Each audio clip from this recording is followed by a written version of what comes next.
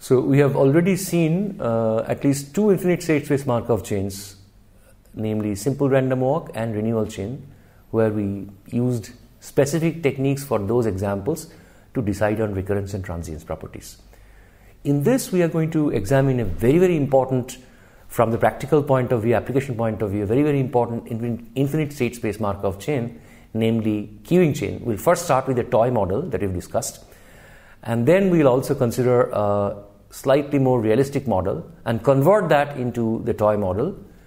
But essential thing is that one of the more important features of this discussion would be, you will see that for queuing chain, another important concept that comes into play is the use of what is known as probability generating function. And by using that, we'll be able to show that the recurrence or transience of a queuing chain, by and large, depends on the expected arrival size. If that expected arrival size is less than or equal to 1, then the chain is recurrent. That is, a queue size would not blow up. Whereas if the expected arrival size is greater than 1, then the chain is transient, meaning in application point of view, meaning that the average queue size is going to blow up. So the next example again of an infinite state space chain is a queuing chain. So remember that queuing chain toy model that we already had discussed as an example. So during each unit time, only one customer is served if there is any queue of customers waiting for service at the beginning of the time, and none are served if there is no queue. The number of customers arriving during successive time units are assumed to be IID, Xi1, Xi2, etc., with common distribution given by Xi equal to Z is theta Z for Z equal to 1, 2, etc. So it gives a, xn denotes the length of the queue at the beginning of time n. So we have a Markov chain with this state space, and the transition probabilities were already discussed, given by this. The formulas are slightly different for x not 0 and x equal to 0, because if x is 0, that means start of day n, the queue size is 0. That means no one is served. So in order from there to get to y, there has to be y many arrivals. Whereas in the other case, when the number of when x is positive, that means there is at least one person in the queue at the beginning of day n. One person to be served, that means one down from the queue. So in order to get have the queue length get to y, x minus 1 are already there. So it has to get to y. So y minus x minus 1, many arrivals have to be there. So that's the only difference. Okay. So this is what is reflected here. As has been seen from the examples that you've already seen, two infinite state space Markov chains, it is always convenient to first see if the chain is irreducible, because then we can just examine recurrence or transience of any one state. Unfortunately, unlike in the case of simple random walk or renewal chain, this chain is not irreducible in general. So that's a slight disadvantage. So suppose, for example, theta 0 is 0. That means during any time unit, at least one new customer arrives. Now what happens? One can easily see that what this means is that for every n, xn plus 1 is always greater than or equal to xn. Right? Because if every unit time at least one customer arrives, then the queue size can never go down. This of course imply that if y is less than x, then you cannot have x leading to y. So the chain is not irreducible in this case. Suppose next that theta 0 is positive, but theta 0 plus theta 1 is 1. That means during any unit time, either no new customers arrive, that's a possibility, or exactly one new customer arrives. Nothing other than that is possible. In this case, one can easily see what this would mean is that for every n, xn plus 1 would always be less than or equal to xn. That means queue size can never get bigger than what it was, unless of course xn is 0. So this means that if you take any y strictly greater than x, which is strictly greater than 0, then x can never lead to y. So implying again that the chain is not irreducible. So what is interesting is that these are the only two cases, luckily, when the queuing chain is not irreducible. One, theta 0 is 0, or theta 0 is positive, but theta 0 plus theta 1 is 1. These are the only two cases where the chain is not irreducible. In all other cases, the queuing chain is irreducible. So let's see this. Theta 0 positive implies that for any x greater than 0, px x minus 1 equals theta 0, which is positive. In other words, for any x positive, x leads to x minus 1. But then using transitivity, we can conclude that x leads to y for any two states x and y if x is strictly greater than y. Now since theta 0 plus theta 1 is less than 1, there must be some integer x naught such that theta x naught is positive. But then 0 leads to x naught, because if there are 0 customers today, then tomorrow there will be x naught customers provided x naught new customers arrive, and that probability is positive. For any x positive, x leads to x naught, x plus x naught minus 1. Again, because if x is positive, then one person is served, so it's down to x minus 1. So if x naught persons arrive, new persons arrive, which has positive probability, next day the queue size will be x plus x naught minus 1.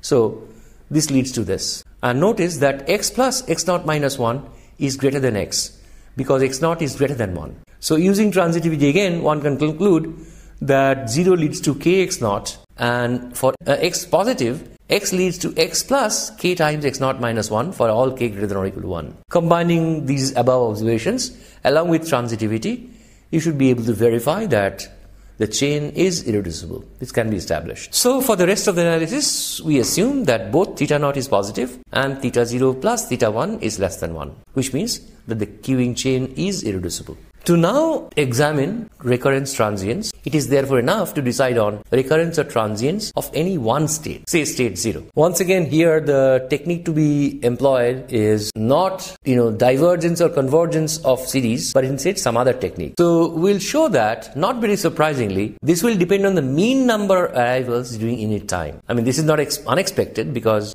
if mean number of arrivals is very large, that means on an average a very large number of customers are likely to arrive on every unit time, which means it's less and less likely that you would be returning to 0. But this is only heuristics. To do this, we need some useful concept, which is very different concept. It's nothing to do with Markov chains as such, but it's a very important technique which plays an important role in this problem. So this is the notion of probability generating function. You may be familiar with this from undergraduate probability, may not be, but doesn't matter. So for any random variable taking values in 0, 1, 2, etc., non-negative integer values with this distribution, probability xi equal to k is theta k, one defines what is called the probability generating function of xi, or of the distribution of xi, is defined to be this real valued function phi defined on the interval 0 to 1, closed interval 0 to 1, by this formula. For any real number in 0 to 1, phi of s, the function phi of s, the value of the function phi at s is expected value of s to the power xi. Remember, s is non-negative integer valued, so s to the power xi makes perfect sense. And of course, this is given by this formula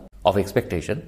Some properties of PGF. First of all, from definition, it should be clear that phi s takes values. Absolute value of that is less than or equal to this 1 for all s between 0 and 1. Phi 0, of course, is theta 0, which is the probability of xi taking the value 0. And phi 1 is 1. That is because phi 1 is simply summation theta k, 1 to the power k, which is summation theta k, which is 1. If you compute the derivative, then the derivative would be given by this. Here we use the fact that since this is a power series which converges uniformly, we can differentiate term by term. And phi prime 1 gives you expected value of xi. And if theta naught is less than 1, then phi prime s is positive for all s positive, so that phi is strictly increasing on 0 to 1. And if theta naught plus theta 1 is less than 1, then the second derivative of phi is positive for all s positive, which means that phi is strictly convex on 0 to 1. And of course, theta k is the kth derivative of phi at 0 divided by k factorial for all k greater than or equal to 0. This is of course the usual fact about power series or Taylor expansions. That is why the name probability generating function, because the probabilities theta k can be obtained by successively differentiating the function phi and evaluating the derivative at 0. Now, important results. Assume theta 0 is positive and theta 0 plus theta 1 is less than 1, and denote mu to be the expected value of xi.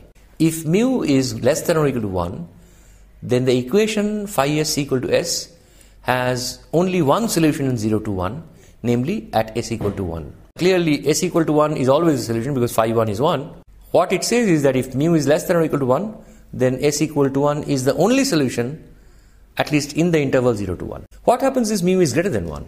It's a different situation. If mu is greater than 1, then the equation phi s equal to s has exactly two solutions in 0 to 1, namely at s equal to 1, which is always a solution, and then exactly one other, not 2, not 3, but exactly one other at some s naught, which is strictly between 0 and 1. Now, this is a fact that we'll just assume. It can be proved very easily using basic calculus, so we're going to assume this. Now let's get back to the queuing chain, with the assumption that theta naught is positive and theta naught plus theta 1 is less than 1. This only ensures the chain is irreducible. Okay, so we would examine the state 0 for recurrence or transient. Denote rho to be rho 0, 0. So basically what we want to decide is whether rho is 1 or rho is less than 1. Towards that end, we make some observations. First, rho by definition is the P0 probability that T0 is finite. So P0 probability that T0 is finite means that either you come from 0 to 0 in one step, which is P0, 0, or in one step you go to some y different from 0, and then conditioned on y, starting from y, you come back to 0 in finite time. So that's exactly the first equality. And P0y is theta y by definition, because transition from 0 to y, transition probability is theta y. So that is theta y. And Py probability that T0 is finite is by definition rho y0.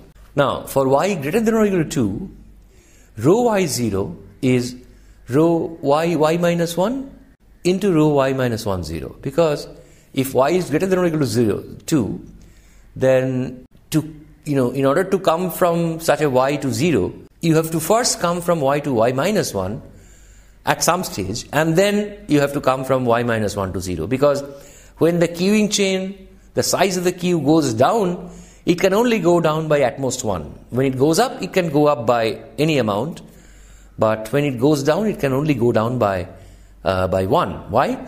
Because when it goes down, that means what? That means there is a certain number of people in the queues. One of them goes into service, so that's what makes it go down by 1. And then no person arrives, no new arrivals. So that's the only way that it can go down.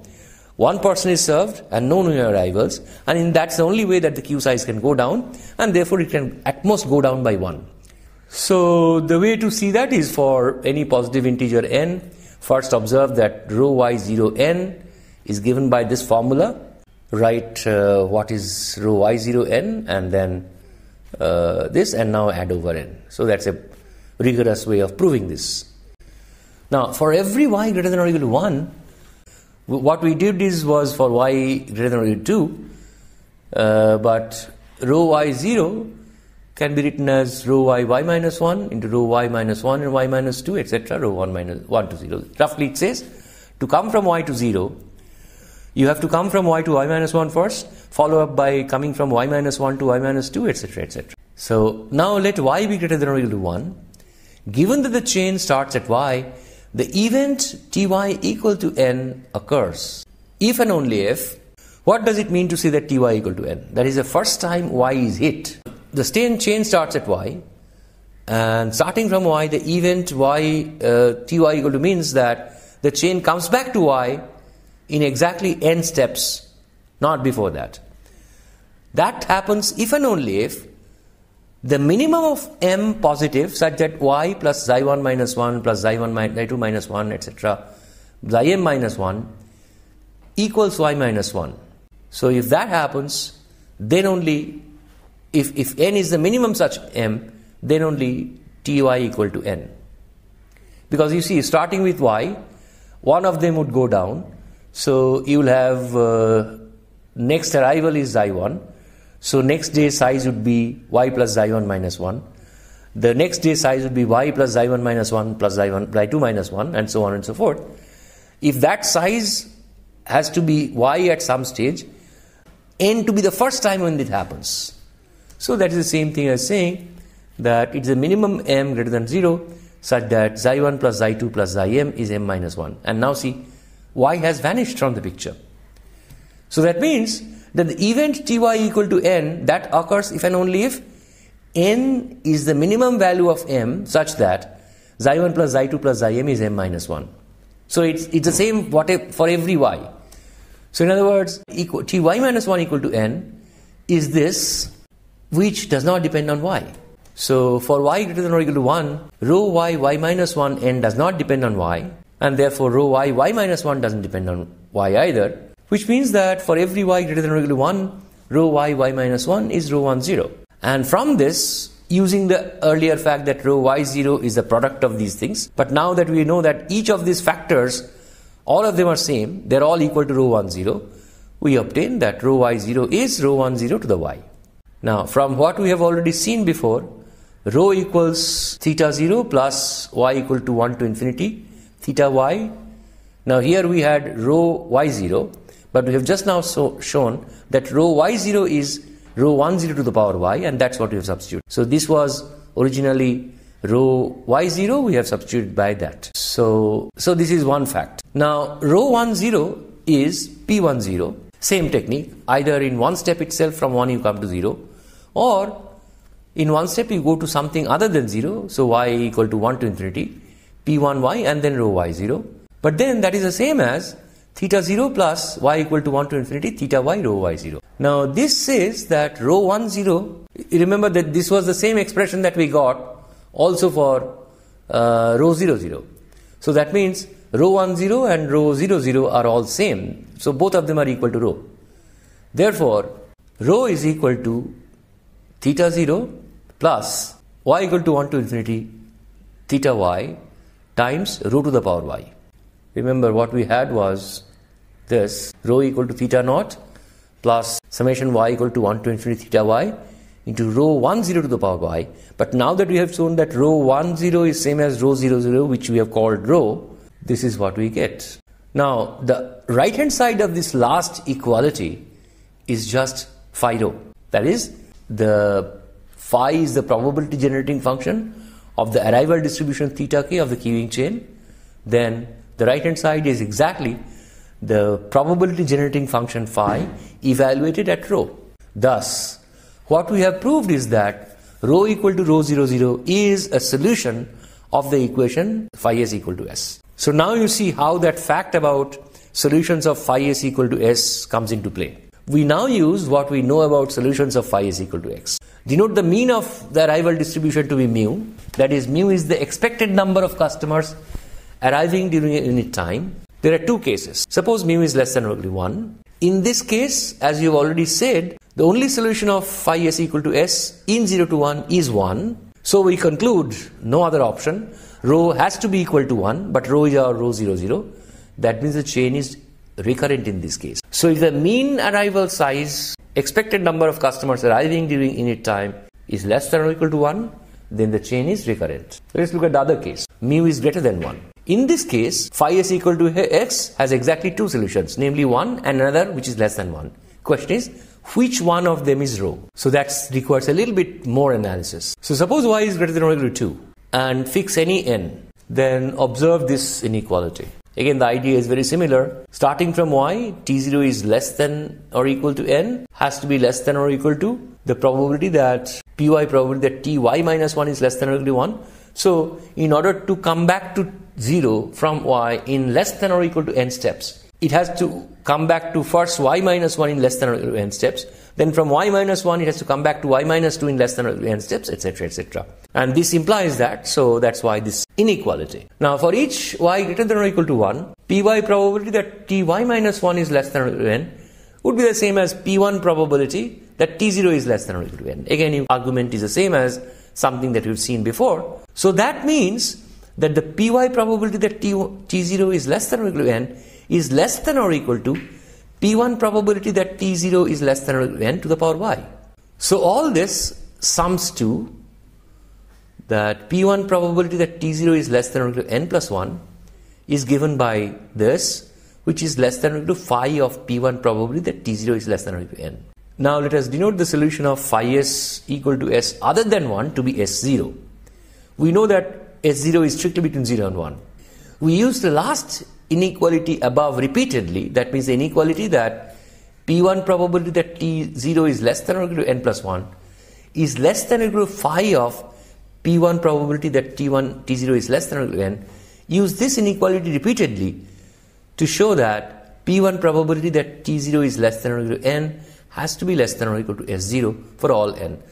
Start with n equal to 1 and then use induction to complete the proof, and the fact that phi is an increasing function. So since phi is increasing and S0 is positive, so phi 0 is less than phi S0, but then phi 0 is theta 0, which is equal to P1 of T0 less than or equal to 1, and phi of S0 equal to S0.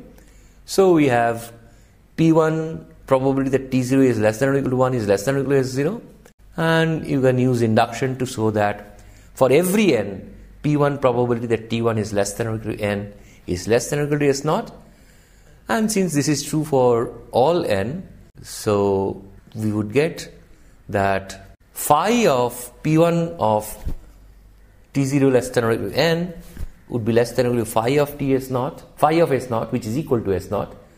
Now use the inequality, this inequality, to conclude that this is so, completing the induction step. Now let n go to infinity in the inequality and get that rho 1 0 is less than or equal to S0. But we have already seen that rho 1 0 is equal to rho 0 0 equal to rho. Thus we have proved that rho is less than or equal to S0. This, coupled with the fact that rho is a solution of phi s equal to x, now forces that rho must be that S0, which means rho is less than 1, and therefore the chain is transient in this case. Now let's give a slightly more realistic queuing model. This is called the MG1 queue. Suppose customers arrive continuously as a Poisson process with rate lambda. We'll understand that later. I'm going to explain what it means. Service is delivered continuously with service time distribution G. What does it mean? Let's see. All I mean is that the number of arrivals during any time interval is a Poisson random variable with parameter lambda t, where t is the length of the time interval. So now we are assuming that customers are arriving continuously in time, more realistic. Number of arrivals during disjoint time intervals are independent. A new customer arriving into the system will receive service immediately, provided the server is free. Otherwise, waits in the queue for the servers to be free. As soon as one customer's service is over, the first customer in queue, if there is one, will start receiving service. Service time required by a customer is a random variable with distribution G, and service times required by different customers are independent. So this is a much more realistic model compared particularly to the toy model that we considered earlier. So this is what describes the model. What are we going to do with it? Now we'll convert this into a discrete time process, the successive time points being the times of successive departures from the system. So let xn be the number of customers waiting for service at the time of the nth departure. So each unit time in this thing is the time between one departure and the next departure. So xn can be easily seen to be a Markov chain with state space 0, 1, 2, etc. And to write the transition probabilities, we introduce another sequence random variables yn, non-negative integer valued. Yn is a number of arrivals during the service period of the n plus first customer. Remember, this is, if you think of it as a unit time, that is the unit time. The service period of the n plus first customer. So from the description, it is clear that if xn is positive, then xn plus 1 would be xn minus 1, because one customer goes into service, plus yn, where yn is the number of customers arriving during the service period of the customer who is being serviced. Whereas if xn is 0, then xn plus 1 is yn. Thus the transition probabilities will be given by, you can write it in terms of the yns, rho xy equal to this, but because of the assumptions of all these distributions being independent and identical, you can write an explicit formula for the transition probabilities. So it requires a formula for the common distribution of the y sequence, and this can be done by basic probability by conditioning on the service time. So remember, the yn is a number of customers arriving during the service time of a particular customer, and that service time is random, whereas we know that for each fixed time interval, the number of customers arriving during that time interval is Poisson with parameter lambda t, where t is the length of the interval. So combine this. So conditioning on t, namely the service time of that customer, given that the service time of the customer who is receiving service is t, the number of customers that will arrive, the probability that z many customers arrive in the system during that time is given by e to the minus lambda t to the power z by z factorial. That's a Poisson probability, Poisson probability mass function for z. where the parameter is lambda t. But then this is conditioned on the service time being t. So if now integrate this with respect to the distribution, service time distribution, which is g, and that's why we get this probability yn equal to z is given by this. So based on the analysis that we saw in the earlier queuing chain, the recurrence transients of this chain would be determined by mu. Of course, these are the arrival distributions. So it is a mu, the mean, common mean of the y's that will determine. So you have to find the common mean of the y's. By conditioning on the service time again, you can find that the common mean of the y's. Remember, the Poisson has mean lambda t. Poisson with parameter lambda t has mean lambda t. But t is random, which has distribution g. So combining these two and using basic conditioning properties, you can easily see that the expected value of y, common expected value of yn would be mu, which is lambda beta, where beta denotes the expected value of the service time distribution. So we conclude that this particular chain is recurrent or transient according as that quantity lambda beta is less than or equal to 1 or lambda beta is greater than 1. Now this is clearly a much more realistic model. But the point is, it shows how even the toy model, which is very simple to analyze, can be extremely useful in analyzing and making conclusions about a model which is slightly more realistic than the toy model. So what we saw just now was, of course, we completely analyzed queuing chain. First the toy model, and then using the toy model, we analyzed another, which is often in queuing theory called MG1 queue. That is, arrivals are taking place continuously in time as a Poisson process, and we explained what that means. Whereas the service times for each customer is also random. So we converted that model into in the formulation of our toy model, and then we were able to examine recurrence and transients of that also. But most important thing is that you must take away from this analysis is that how this concept of probability generating function plays a very important role in this analysis. So the upshot is each and every infinite state space Markov chain has its own technique. So there is no general algorithm, unlike in the finite state space scenario. That's the main takeaway from these lectures.